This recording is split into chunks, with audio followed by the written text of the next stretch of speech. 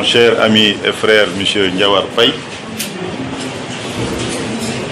messieurs les conseillers à la présidence de la République, particulièrement mon ami et frère, M. Babacar Lo Ndiaye, Excellence, M. l'ambassadeur, mon cher frère Mamadou Kane, messieurs, mes chers collègues des impôts et des domaines,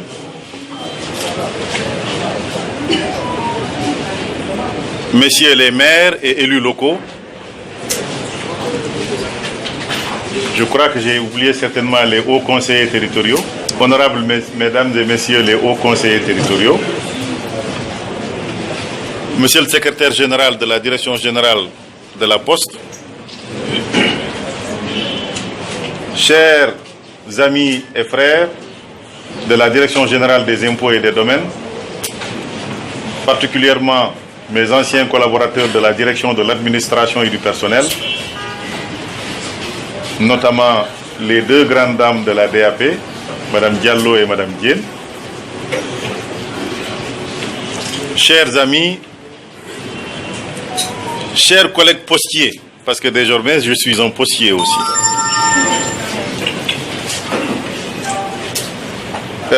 Chers amis de la presse, ma famille, je salue tout le monde. À l'entame de mon propos, je voudrais commencer par rendre grâce à Allah de nous avoir accordé le privilège de nous rassembler en cette occasion solennelle de passation de service entre M. Abdoulaye Bibi Baldé, directeur général sortant de la Société nationale La Poste, et moi-même, directeur général entrant. J'en profite pour exprimer ma profonde et sincère gratitude à son Excellence Macky Sall, président de la République, de m'avoir renouvelé sa confiance par cette nouvelle mission qu'il m'a assignée après la direction de l'administration et du personnel de la Direction générale des impôts et des domaines. Mon arrivée à la Poste a lieu, faut-il le rappeler, dans un contexte difficile, caractérisé par des contraintes multiples, endogènes et exogènes.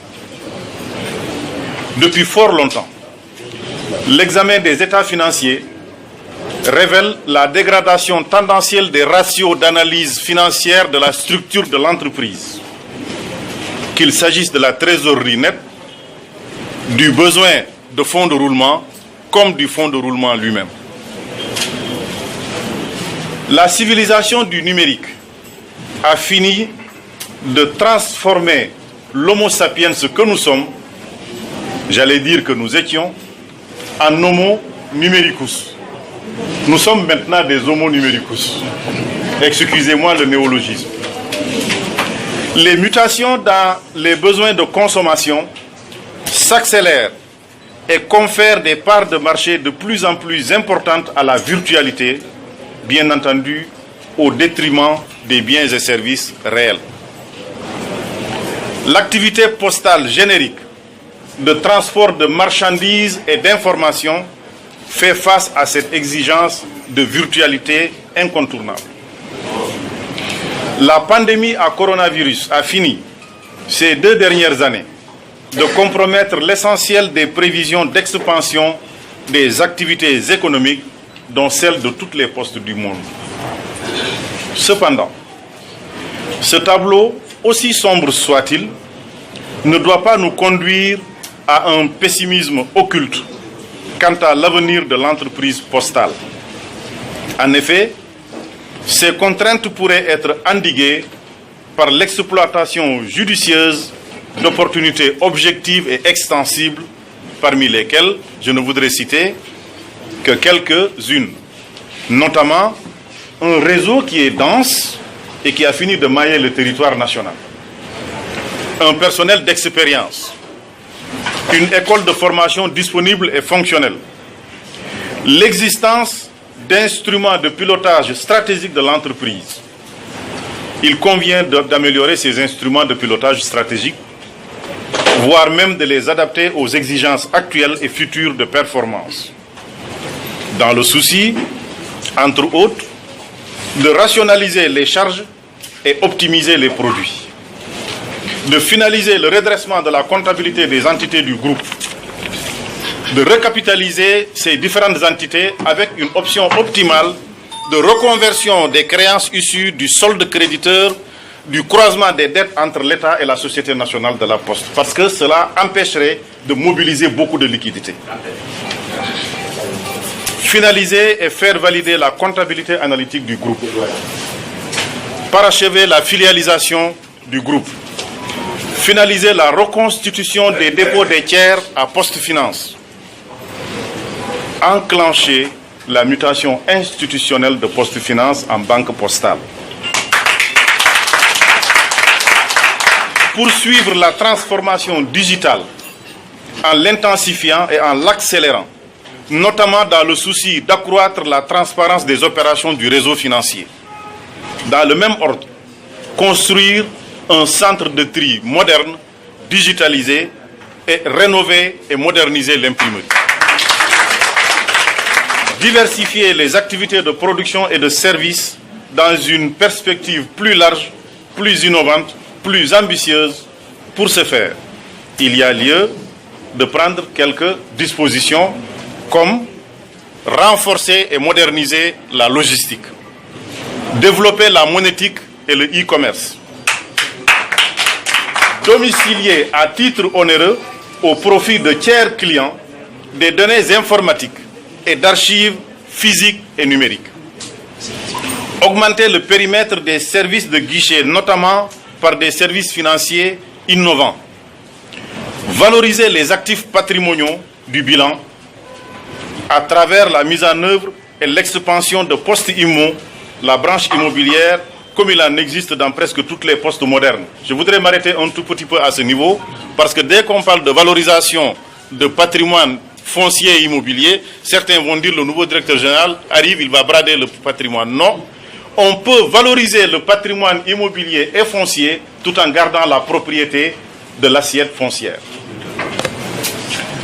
Comme vous le constatez, l'ambition est grande. Les moyens à mobiliser seront énormes. À cet égard, il conviendra de compter sur l'appui de l'État, sur les partenaires techniques et financiers, avec des modes innovants de financement des projets, comme le partenariat public-privé PPP. Mesdames et messieurs, la juxtaposition de ces contraintes majeures et de ces opportunités réelles place l'économie postale sénégalaise à la croisée des chemins. L'espoir est donc permis. En vue de transformer cet espoir en réalisation concrète au bénéfice de l'entreprise, de ses animateurs et clients, ainsi que de toute la nation sénégalaise, j'en appelle à toutes les forces vives de l'entreprise, cadres, agents de maîtrise, agents d'exécution, à travailler d'arrache-pied en parfaite synergie. Pour ce faire, je compte sur l'expertise et le sérieux de chaque membre de la famille postale. Je lance un appel à la concertation et au dialogue. La confrontation ne contribuera qu'à dégrader l'image de notre entreprise, qui est une organisation éminemment financière. Et à ce titre, vous le savez aussi bien que moi, la confiance de ses clients et de ses partenaires dépendra beaucoup de l'image que reflète l'entreprise à l'extérieur. Et donc, ce climat de confrontation ne fera que altérer cette image et la dégradation continuera. Mesdames et messieurs, je ne saurais terminer mon propos sans remercier bien chaleureusement toute l'assistance, la presse et l'ensemble des autorités. Certains ne sont pas présents dans cette salle, mais j'ai tenu à les remercier. En l'occurrence, Madame Dour, inspecteur des affaires administratives et financières, qui a eu à superviser cette passation de service, à qui d'ailleurs je voudrais gentiment demander de transmettre mes salutations chaleureuses et fraternelles à mon jeune frère, Maître Moussa Bokar Thiam, ministre en charge des postes et de la télécommunication. De la même manière, je voudrais également lui demander de transmettre mes salutations fraternelles et amicales à mon grand frère, le Premier ministre Amadou Ba. Je voudrais également en profiter pour remercier le directeur général sortant, M. Abdoulaye Bibi Baldé. Mais je ne saurais terminer sans faire une mention spéciale à certains collaborateurs, comme les boucliers.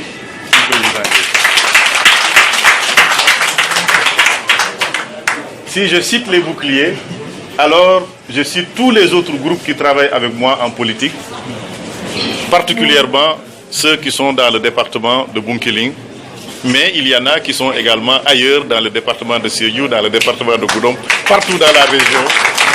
J'en profite pour féliciter tout le monde. Je vois mon ami et frère, le promoteur, le grand promoteur du Diassing, Aliou Sané, qui est là. Je voudrais également en profiter pour remercier mes amis et collègues de la Direction générale des impôts et des domaines. Je ne sais pas si la quintessence du discours a été saisie, mais nous venons, par cette présente, dérouler une feuille de route, Monsieur le Secrétaire général. Je crois que cette feuille de route, elle est bien comprise. Nous avons essayé de situer le contexte dans lequel nous avons pris cette direction générale. Un contexte de difficultés, marqué de part en part par des difficultés de toute nature, qu'elles soient endogènes, c'est-à-dire qu'elles s'expliquent par la situation à l'intérieur même de la direction générale, ou qu'elles soient exogènes, c'est-à-dire qu'elles s'expliquent par des facteurs qui sont extérieurs à la direction générale de la Poste. Et la meilleure façon de traduire cette difficulté, c'est de lire les états financiers, de les analyser. Et nous avons dit qu'à l'analyse de ces états financiers, que la situation montre que la situation s'est dégradée d'année en année depuis plusieurs années. Je crois que le secrétaire général est là pour m'en témoigner, d'autant que tous les ratios d'analyse financière, en tout cas tous les ratios qui s'accordent à la structure de l'entreprise, comme le fonds de roulement, comme le besoin du fonds de roulement, comme la trésorerie nette, sont au rouge depuis quelques années. Et à partir de ce moment, nous avons expliqué qu'il n'y a quand même pas lieu de s'épancher dans le pessimisme, mon cher ami.